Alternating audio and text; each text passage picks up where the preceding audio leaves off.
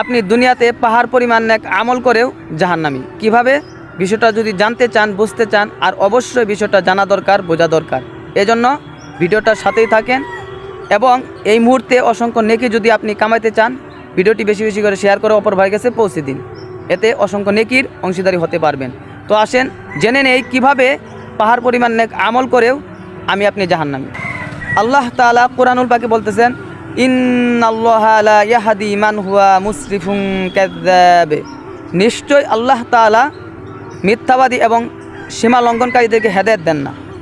এবং আল্লাহ রাসূল সাল্লাল্লাহু আলাইহি ওয়াসাল্লাম বলতেছেন, হাদিসটি সাইবান রাদিয়াল্লাহু তাআলা আনহু হতে বর্ণিত, আল্লাহ রাসূল সাল্লাল্লাহু আলাইহি ওয়াসাল্লাম বলতেছেন, ওই ব্যক্তি সবথেকে বড় মিসকিন, ওই ব্যক্তি সবথেকে বড় মিসকিন, ওই ব্যক্তি সবথেকে বড় মিসকিন যে ব্যক্তি দুনিয়াতে পাহাড় পরিমাণ নেক আমল করেও জাহান্নামী। আর সেটা কিভাবে?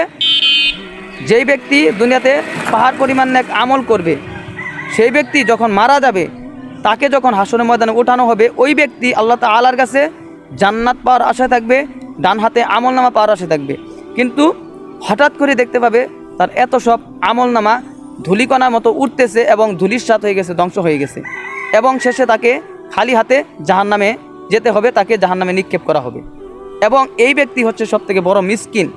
এখানে মিসকিন অর্থে এরকমটা বোঝানো হয় নাই যে যার মা বাবা নাই, ধন সম্পদ নাই, বেকার, তাকে মিসকিন বোঝানো হয় নাই। এখানে মিসকিন সে দুনিয়াতে পাহাড় পরিমাণ নেক আমল করা সত্ত্বেও হাসরের ময়দানে অর্থাৎ পরকালে সে খালি হাতে তাকে জাহান্নামে যেতে হয়েছে। এই ব্যক্তিকে আল্লাহ রাসূল সাল্লাল্লাহু আলাইহি ওয়াসাল্লাম সবথেকে বড় মিসকিন বলেছেন।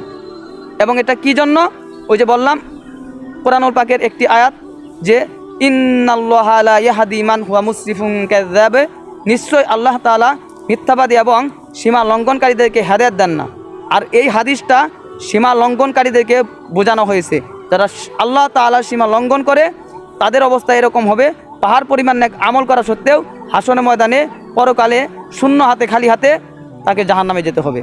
এখন মিথ্যা কাকে বলে, মিথ্যাবাদীকে এটা আমরা বুঝি, এর সঙ্গে আমরা সকলেই জানি, কিন্তু সীমা লঙ্ঘনকারী কাকে বলে এটা আমরা অধিকাংশ মানুষ জানি না।